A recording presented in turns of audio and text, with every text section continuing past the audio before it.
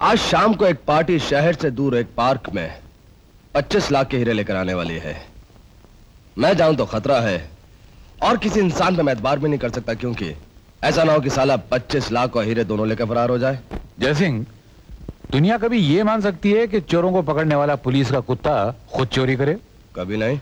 इसी तरह दुनिया ये भी कभी नहीं मान सकती कि एक वकील जो कानून की रखवाली करता है वो गैर कानूनी काम करे, स्मगलिंग करे। तुम्हारा मतलब है कि तुम ये काम करोगे? आपके ये होने वाले ससुर जी यहाँ कब से हैं? अरे एक ही सवाल को कितनी मरतबा दोहराते हो? मैंने कहा हम लोग 1 घंटे से यहाँ पर है ना? अरे है ना? अरे है कि नहीं? हाँ हाँ इंस्पेक्टर साहब, मेरे ससुर जी अपनी बेटी और अपने दामाद को इतना चाहते हैं कि ये अब हमारे बगैर 1 सेकंड भी नहीं रह सकते। खाते वक्त हमारे साथ, नाचते वक्त हमारे साथ, गाते वक्त हमारे साथ। अब तो मुझे ये डर लगने लगा है कि शादी के बाद ये हमारे साथ एक कमरे में सोना शुरू कर दें। सर यहाँ तो कोई भी नहीं है। तो चौधरी के खिलाफ उसके दिल में नफरत की आग पैदा होगी और वो आग हमारे काम आएगी। क्या ख्याल है मेरे मास्टर प्लान के बारे में? बहुत जबरदस्त। आज शाम को एक पार्टी शहर से दूर एक पार्क में 25 लाख के हीरे लेकर आने वाली है। मैं जाऊं तो खतरा है और किसी इंसान पे मैं एतबार भी नहीं कर सकता, क्योंकि ऐसा ना हो कि साला 25 लाख और हीरे दोनों लेकर फरार हो जाए। जयसिंह, दुनिया कभी ये मान सकती है कि चोरों को पकड़ने वाला पुलिस का कुत्ता खुद चोरी करे? कभी नहीं। इसी तरह दुनिया ये भी कभी नहीं मान सकती कि एक वकील जो कानून की रखवाली करता है वो गैर कानूनी काम करे, स्मगलिंग करे। तुम्हारा मतलब है कि तुम ये काम करोगे? हाँ। Thank you mister Francis. Thank you. Jugamal, पैसे दो। ये लो। Okay bye. See you sir, इस जलील मुर्गी के लिए आपने इतने सारे पैसे दे दिए? अबे ये अंडा देने वाली नहीं, हीरे देने वाली मुर्गी है। पुलिस, मुर्गी पकड़। लो सर, पुलिस के जाने के बाद मैं पकड़ूंगा। कुत्ते के बच्चे पकड़। अरे पुलिस, हीरे की मुर्गी।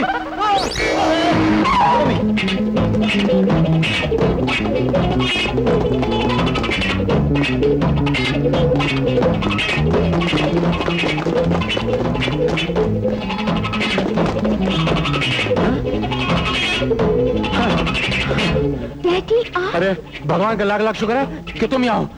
अब मैं बच गया। बच गए? आप इतने घबराए हुए क्यों हैं? क्या हुआ डैडी? ये बातें करने का वक्त नहीं है। देखो, अगर तुमसे कोई पूछे ना कि मैं यहाँ कब से हूँ तो कहना 1 घंटे से तुम्हारे साथ हूँ, समझ गई? हाँ हाँ, लेकिन क्यों? अरे लेकिन मत करो, बाल की खाल मत निकालो।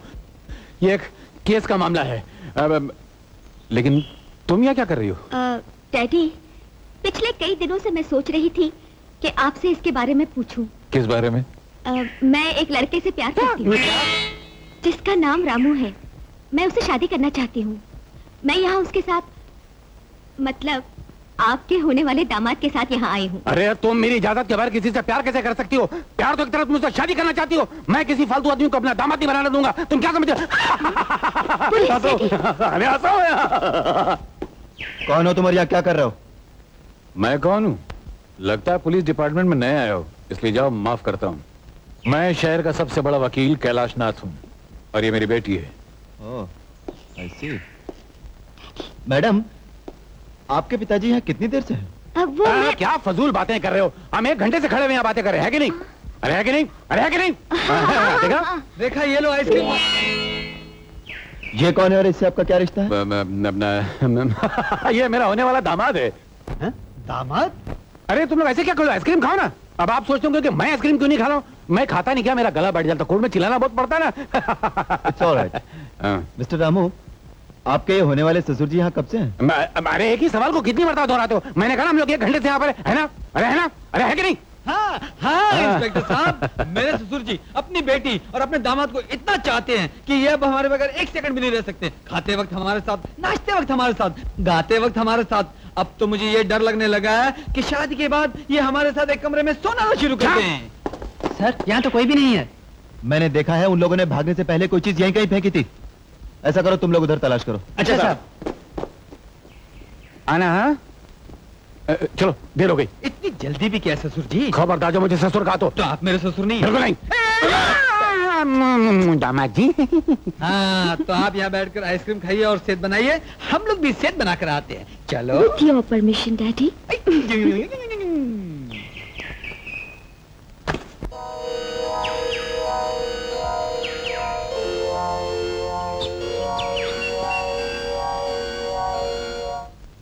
तुमने कुत्ते और चोर की कहानी सुनाकर, अपना गलीज और घटिया प्लान बताकर मेरा कबाड़ा कर दिया। 25 लाख की मुर्गी पुलिस को खिलाकर चले आए। प्लान मेरा घटिया नहीं बल्कि ये चुका मले। इसे मैंने मुर्गी देकर कहा कि भाग, ये मुर्गी का वही मुर्गी छोड़ के भाग गया। लेकिन जयसिंह, एक बात समझ में नहीं आती है, ये पुलिस और इंस्पेक्टर रमेश को हमारे प्लान का पता कैसे चल जाता है? हमेशा ठीक जगह पे पहुंच कैसे जाते हैं? पहले इसका पता चलाओ तुम। क्या बात कर रहे हो रामू? मैं ठीक कह रहा हूँ रेखा। तुमने कभी सोचा उस दिन पार्क में तुम्हारे पिताजी पुलिस से क्यों डर रहे थे?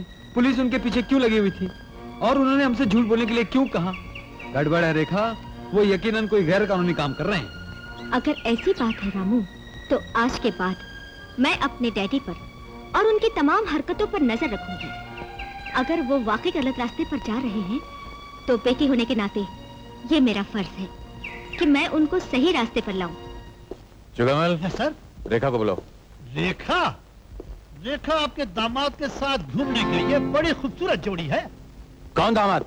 उसके साथ वो कैसे जा सकती है? अरे छोड़िए साहब, मुझे सब मालूम है। मैंने छिप छिप के सब देख लिया है। वो कल दोनों पार्क में गाना गा रहे थे और आप मन ही मन खुश होकर तबला बजा रहे थे। आप बड़े नसीब वाले हैं, बहुत ही अच्छा दामाद है आप। उल्लू का पट्टा एक बार कह दिया वो मेरा दामाद नहीं है, नहीं है, नहीं है। अगर तुझे पसंद है तू उसको दामाद बना ले। सुन एक बात, वो रहता कहाँ है? A1 गैराज में। A1 garage. कैसा बात करता है? एलेक्जेंडर एनासिस एंथोनी का तुम प्यार नहीं जानता। हम तुमको कंप्लीटली प्यार करता है, तुमको नीचे से लेके ऊपर तक प्यार करता है। हम भी तुमको प्यार करते हैं। ओह डार्लिंग। है? ये क्या डार्लिंग? दूसरा लोग का दिल का धड़कन में लबडब लबडब लबडब का आवाज आता है, मगर तुम्हारा दिल का धड़कन में डल्लब डल्लब डल्लब का आवाज कैसा आता है? रामू, कौन है बे? रामू, मेरे पिताजी आ गए। पिताजी? ओह, मैं इस सड़ियल बुड्ढे को जानता हूँ। No problem, no problem. तुम अपना मर्सिडीज का माफक खूबसूरत बॉडी को हमारा सीट के नीचे छुपाओ, हम इसका रिपेयरिंग करके आता है। नो, जाओ जाओ जाओ। तेरी तो बुड्ढे। रामू, रामू कहाँ बन गया? हट जा रहा है। अंधा कहीं का? अंधा तू है, हम हैं। एक तो दूरबीन के बाप चश्मा पहनेगा और फिर तुम सामने आता है। ओह, देखता नहीं हम कार धोता है। ये गाड़ी में से छींकने की आवाज कहाँ से आ गई? गाड़ी भी आखिर इंसान है। बारिश में भीग गई तो उसको जुकाम नहीं होगा तो क्या होगा? वो इसलिए छींकी और छींकते उसका मुंह खड़ा हो गया। ओ, छींकने से मुंह खड़ा हो गया। तो तुम मेरा बेवकूफ बनाते हो, मेरा उल्लू बनाते हो कि मैं तुम्हारा विश्वास कर लूंगा। मत करो विश्वास, मगर डॉक्टरों का कहना है जिसका मुंह होता है उसको जुकाम होता ही है। ट्रेन को होता है, गाड़ी को होता है, साइकिल को होता है, सबको होता है। मैं ऐसी गाड़ी को अंदर से देखना चाहता हूँ जिसको जुकाम होता है। अंदर से बात देखिए, उसकी तबीयत खराब है। अबे ओ बुढ़े, मैंने तुझसे कहा अंदर जाके देख रामू है या नहीं, और तू यहाँ नहा रहा है। कौन उल्लू का पट्टा नहा रहा है?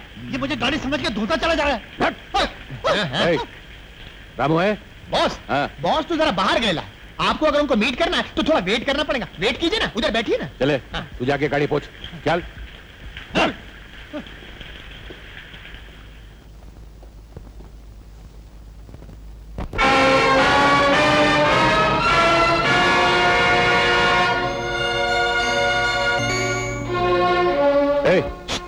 ऐसा ये तस्वीर किसकी है?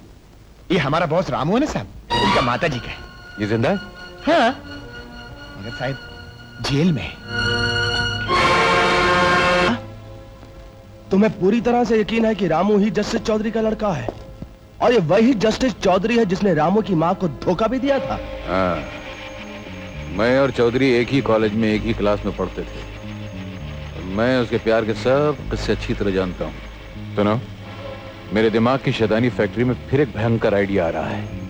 अगर ये बातें हम रामू को बतला दें तो चौधरी के खिलाफ उसके दिल में नफरत की आग पैदा होगी, और वो आग हमारे काम आएगी। क्या ख्याल है मेरे मास्टर प्लान के बारे में? बहुत जबरदस्त। बुलाओ उसे, हम उसे खिलौना बनाकर उससे खेलेंगे। रामू, जय सिंह साहब ने आपको फौरन बुलाया है इसी वक्त। मैंने उनसे पहले ही कह दिया था कि अब मैं उनके लिए कोई काम नहीं करूंगा। उन्होंने तुम्हें काम के लिए नहीं बुलाया, बल्कि मिस्टर कैलाश को तुम्हारी पिछली जिंदगी के बारे में कुछ राज मिले हैं।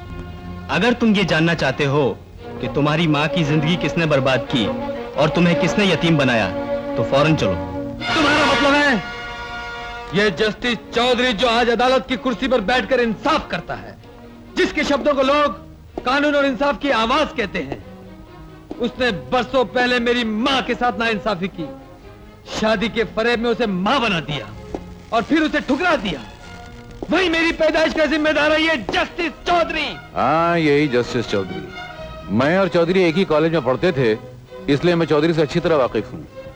तुम्हारी माँ एक भोली भाली शरीफ लड़की थी जो चौधरी को बेइंतहा चाहती थी, उसे भगवान का दर्जा देती थी। लेकिन उस बेचारी को क्या मालूम कि चौधरी तो ढोंगी है, गरीब भोली भाली लड़कियों की जिंदगी से खेलना उसकी फितरत है। उसने तुम्हारी माँ के साथ भी वही किया। जब उसका दिल भर गया तो तुम्हारी माँ को धक्के मार के निकाल दिया। उसके बाद दौलत की लालच में एक अमीर लड़की से शादी कर ली। चौधरी, जब तुम अपनी माँ के पेट में थे तो तुम्हारी माँ ने चौधरी के पैर पकड़कर भीख मांगी कि मेरी इज्जत बचा लो, मुझसे सिर्फ शादी कर लो, उसके बाद चाहो तो मुझे नौकरानी की तरह रख लेना।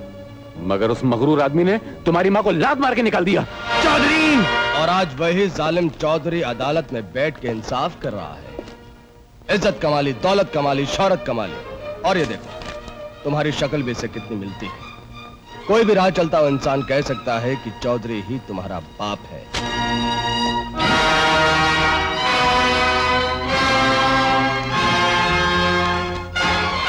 चौधरी, तूने मुझे जन्म नहीं दिया बल्कि अपने दुश्मन को जन्म दिया है।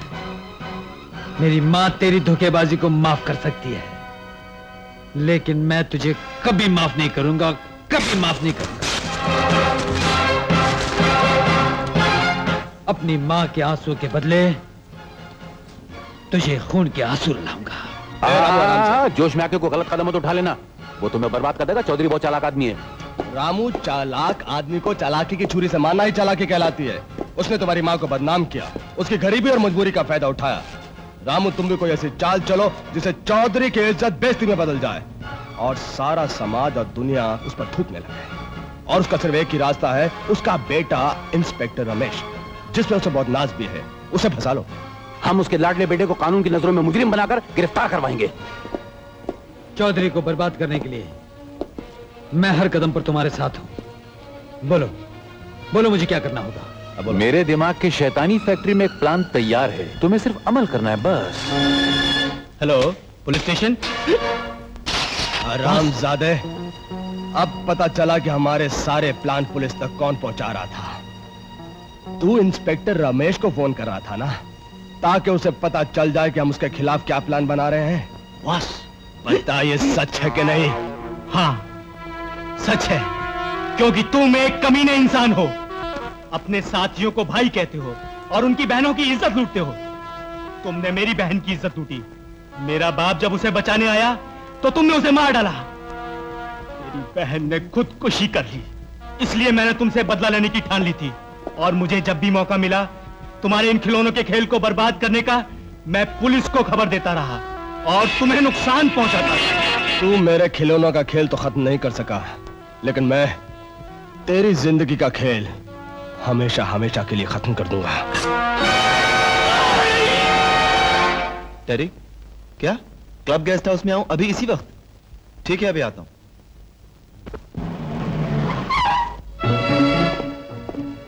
क्या बात है डैडी? अच्छा हुआ बेटे कि तुम जल्दी आ गए। आपने मुझे यहाँ क्यों बुलाया? ये बैग घर ले जाओ और मेरे कमरे में रखना, जल्दी करो। इसमें क्या है डैडी? देखो बेटा, अगर तुम्हें अपने बाप पर भरोसा है तो कोई सवाल मत करो। इस बैग में मेरी जिंदगी और मौत का सवाल है, और वो सवाल क्या है ये मैं बाद में बताऊंगा। जल्दी करो, जल्दी करो।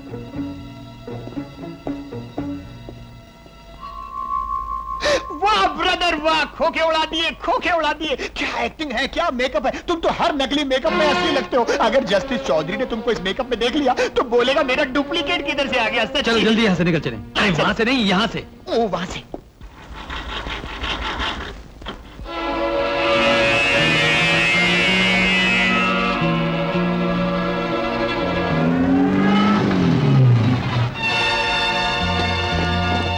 मिस्टर रमेश, हमें तुम्हारी जीप की तलाशी लेनी है। मेरी जीप की सर? हाँ, हमें कुछ इन्फॉर्मेशन मिली है। कुमार, जीप चेक करो। Yes sir. मिस्टर जगन, तुम जाके गेस्ट हाउस चेक करो। यस। आखिर ये सब क्या है सर? मेरी जीप की तलाशी क्यों हो रही है? आपको क्या इन्फॉर्मेशन मिली है? अभी पता चल जाएगा। सर, ये लूटों से भरा हुआ ब्रीफकेस मिला। सर, गेस्ट हाउस में किसी की लाश पड़ी है। व्हाट? क्या कह रहे हैं आप? अंदर की लाश पड़ी है? ज्यादा भोला बनने की कोशिश मत करो रमेश। मैं तुम्हें रिश्वत लेने और कत्ल करने के इल्जाम में गिरफ्तार करता हूँ। लेकिन सर, अरेस्ट हिम। कल तक जो दूसरों के हाथों में हथकड़ी पहनाया करता था, आज उसके हाथों में हथकड़ी लग गई। अरे भाई, जज का बेटा होने से या पुलिस ऑफिसर बनने से ये सोच लेना कि इंसान कोई भी जुर्म करके बच सकता है, ये तो गलत है ना। बिल्कुल गलत है बॉस। क्या कह रहे हैं कमिश्नर साहब? आपने मेरे बेटे रमेश को खून के इल्जाम में गिरफ्तार किया है? यस मिस्टर चौधरी, पूरी तरह छानबीन करने के बाद और ठोस सबूत मिलने के बाद ही हमने उसे गिरफ्तार किया है। कमिश्नर साहब, मेरा बेटा खून नहीं कर सकता, कभी नहीं कर सकता। आपके डिपार्टमेंट से जरूर गलती हुई है। सॉरी मैडम, कोई गलती नहीं हुई। हमारे डिपार्टमेंट के आदमी को गिरफ्तार करने से पहले हमने और हमारे आदमियों ने अच्छी तरह तहकीकात कर ली थी। अब चुप क्यों है? कुछ बोलते क्यों नहीं? इसी वक्त जाकर रमेश से मिलिए और पता कीजिए हकीकत क्या है। सब्र करो जानकी, मैं अभी जाता और पता लगाता हूँ। I am sorry mister Chaudhary, आप रमेश से नहीं मिल सकते। ये केस आपकी अदालत में ही पेश होने वाला है और एक जज की हैसियत से इसका फैसला भी आप ही को करना होगा। इसलिए ना तो आप उससे मिल सकते हैं और ना ही कोई बात कर सकते हैं। ओके कमिश्नर साहब, okay. I am sorry mister Chaudhary. हमारी किस गुनाह की इतनी बड़ी सजा दे रहा? जानकी, मेरा बेटा एक मुजरिम की तरह है, मेरी ही अदालत में लाया जाएगा। मेरे सामने वो मुलजिमों के कटहरे में खड़ा होगा और मैं जज की कुर्सी में बैठकर उसकी जिंदगी का फैसला करूंगा। भगवान ने किसी भी बाप से इतना सख्त इम्तिहान नहीं लिया होगा जो आज वो चौधरी से ले रहा है। खैर, जैसी उसकी मर्जी। चौधरी, आज मैंने तुमसे बदला ले लिया है। आज तुम्हारी सच्चाई का सच्चा इम्तिहान है।